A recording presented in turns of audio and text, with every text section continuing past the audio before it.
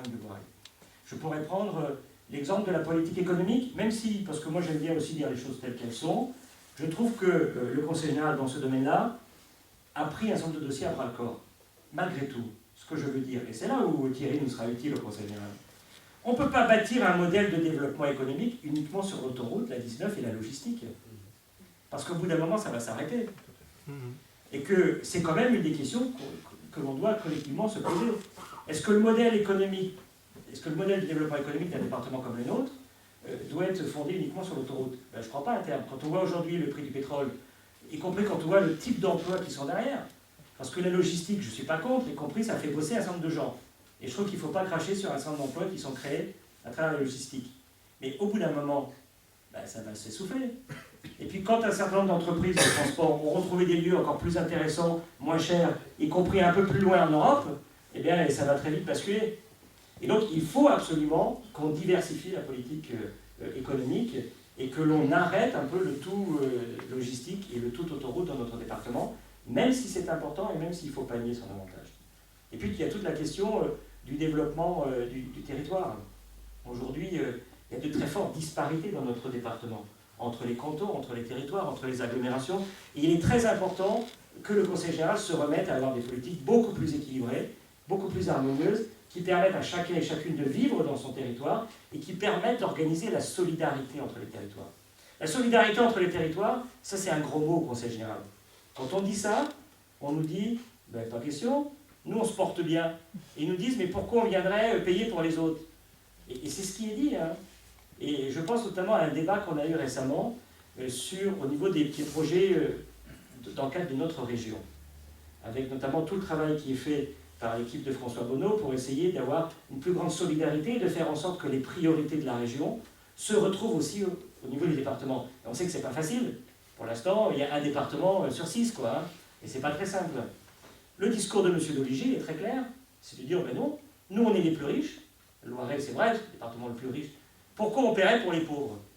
Et il le dit comme ça, hein. Il dit pourquoi on paierait pour ceux qui ne font pas d'efforts. Comme si, très franchement, le département de l'Indre, par exemple, avait le même type d'atout que le département du Loiret. Et quand on dit nous, ben non, ça c'est pas un modèle acceptable, il faut de la solidarité, c'est un gros mot au Conseil général. Donc on a besoin d'être plus nombreux. On a besoin d'être plus nombreux pour faire avancer cette idée de la solidarité, des politiques sociales de proximité, du service public aussi, parce que, très franchement, la crainte que nous avons, nous, c'est de voir se développer au sein du Conseil général des privatisations rampantes. Nous, on a dit très clairement, on s'était engagé là-dessus, on ne veut plus d'opérations partenariat public-privé pour les collèges. On a des opinions diversifiées sur le partenariat public-privé. On n'est pas là pour en parler, on ne va pas en parler ce soir des choses qui fâchent. Moi, j'ai une opinion personnelle. Bon, ceci étant dit, on ne peut pas concevoir que la règle, ça devienne de confier à des entreprises le fait de fabriquer des collèges, parce qu'en fin de compte, ça va nous coûter beaucoup plus cher. Parce que ça se saurait si les entreprises, elles faisaient des cadeaux, quoi. Hein, parce que très franchement, moi je vois rarement une entreprise dire, on va vous faire un collège, vous allez voir, ça va pas vous coûter cher. Des cadeaux à la PDG. Franchement, ça va se retrouver à un moment donné, et on sait très bien que les loyers que l'on paiera après vont finalement coûter beaucoup plus cher à la collectivité. Même si, je vais être très clair, pour moi, il ne faut pas exclure parfois, dans certaines situations exceptionnelles, le recours au PPP. Mais ça ne doit pas être la règle. De la même façon, et nous l'avons dit clairement, nous sommes contre ces tentatives rampantes de privatisation de la restauration dans les collèges. Et on le voit bien en ce moment. D'ailleurs, ça commence toujours pareil au Conseil général. On fait une étude, on fait un audit. Il y a un cabinet qui débarque. D'ailleurs, ça me rappelle un peu l'agglomération orléanaise. Alors, il y avait des champions des études dans notre agglomération. Bon, il faut un peu se calmer. D'ailleurs, on verra moins certains parler de certaines études. Mais Conseil général, ça commence toujours par une étude. Donc, c'est une étude qualitative sur la qualité de la nourriture dans les établissements du secondaire. Quelque chose comme ça, oui. Et petit à petit, on voit que ça amène vers un certain nombre de conclusions, etc. Le résultat, c'est quoi? C'est la volonté progressivement de privatiser la restauration des collèges. Et ça, on n'en veut pas non plus. Et donc j'insiste sur ce mot-là, parce que le service public, pour nous, c'est aussi important. Donc vous voyez, je disais, des politiques sociales de proximité. Un aménagement équilibré du territoire qui ne repose pas uniquement sur l'autoroute et qui respecte l'environnement.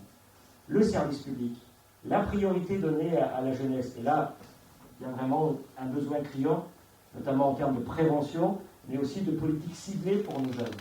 Le sport, je ne vais pas trop tout développer, je ne veux pas tout développer les politiques départementales parce qu'on va y rester toute la soirée. Très franchement, le sport, aujourd'hui, quand vous voyez que l'essentiel du financement du département, il va vers quoi? L'entente orléanaise. Moi, j'ai rien contre le basket, hein, je ne sais pas s'il y a des basketteurs dans la salle ou des fanats, mais bon, oui, j'ai rien contre le basket. Mais de voir que l'essentiel des financements va vers, on va dire, 4-5 clubs. Le judo Orléans, par hasard, quelques clubs de département. Et que quand vous êtes une petite association sportive ou culturelle, parce que c'est pareil pour la culture, dans notre département, il faut se battre pour avoir 500 euros, 1000 euros, puis on vous dit oh là là, mais vous ne vous rendez pas compte. Et que parallèlement à ça, eh bien, on vote 80 000 euros, 150 000 euros, 200 000 euros pour soutenir une grande manifestation de prestige dans le domaine de l'hippisme, ou quand on soutient par exemple l'Orléans Tennis, là, qui a eu lieu il y a quelques mois, qui a coûté une fortune. Tout ça pourquoi? Pour payer des déjeuners à quelques privilégiés qui allaient voir le match, qui n'allaient même pas voir le match d'ailleurs, qui venaient parce qu'il y avait 3 restaurants où on rasait gratis pendant 3 jours. Ça, c'est pas normal. Et c'est pour ça qu'on a besoin d'être plus nombreux, parce que quand on est 10 malheureux, j'allais dire 10 malheureux conseillers généraux, bah oui, c'est un peu le cas, quoi. Et surtout quand on a une conception, comme là, celle de la majorité du Conseil général, où finalement on est illégitime. C'est ce que tu disais, Jean-Vincent. Je n'ai pas vu le reportage, mais ça ne m'étonne pas. Quand on est de gauche, c'est pas légitime, quoi. Et on nous dit, mais vous n'aurez plus les financements, vous n'aurez plus...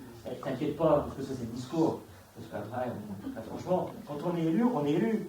Et très franchement, par rapport à ça, on ne va pas voir après, et surtout ce serait scandaleux, de dire que parce qu'il y a un élu qui ne nous plaît pas, on ne donne pas d'argent. Donc là-dessus, il ne faut pas t'inquiéter, on n'a pas de souci. Ça va peut-être compliquer les premières semaines, et puis tout ça, ça s'oublie. Donc il faut qu'on soit plus nombreux.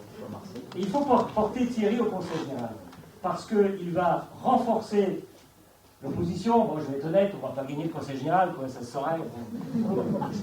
Je veux bien qu'on soit des fois un peu idéaliste, mais là quand même ça relève vraiment de la réussite. Donc, mais il faut progresser à chaque fois. Et puis j'ai bon espoir quand même. Et moi je me dis quand même, dans ce canton, quand je vois autour de moi tous ces nouveaux maires, ou anciens maires, le seul canton qui va envoyer 2 femmes dans l'agglomération orléanaise. Il n'y en aura pas d'autres, hein, parce que voilà, vraiment, ce serait quand même quelque chose d'assez formidable. Mais a priori, il sera les deux femmes qui seront à la tête des 2 communes de l'agglomération. Un canton qui a la chance, historique, ça a été dit, de porter un vert. Un vert qui peut rassembler toutes les forces de gauche et toutes les forces progressistes. Il faut y aller, quoi. Il ne faut pas hésiter. Et puis, le risque, c'est quoi? C'est rien du tout. C'est au contraire une grande chance démocratique. Parce que dans une démocratie, ce qui compte, c'est quoi? C'est qu'il y ait des contre-pouvoirs. C'est qu'à un moment donné, on dise aux gens, non, il faut que les élus qu'on va envoyer servent quelque chose. Vous savez, il y a quelques mois, quand je me repousse en arrière, je me reporte sur quelques débats qui nous ont amenés, y compris ici. Ce qu'on disait, c'était, à la limite, ça n'existait pas. Je me souviens quand une pétition a été remise, et d'ailleurs vous étiez nombreux à y avoir participé, quand elle a été remise officiellement au président de l'agglomération, et qu'il l'a mis tout de suite par terre. Ça compte pas. Ben non, ça compte, ça. Une élection, c'est aussi faire jouer ce droit fondamental de pouvoir choisir ses élus, de pouvoir faire vivre la démocratie, de pouvoir envoyer des élus qui vont vraiment défendre les gens et qui vont dire à un moment donné, non, ça suffit. Alors moi, je trouve que vous avez donné le bel exemple, ici à Chessy, ils disent, bah non, il faut que ça change. Ben, il faut continuer, quoi. Et puis moi, j'ai qu'un seul souhait, et je terminerai là-dessus.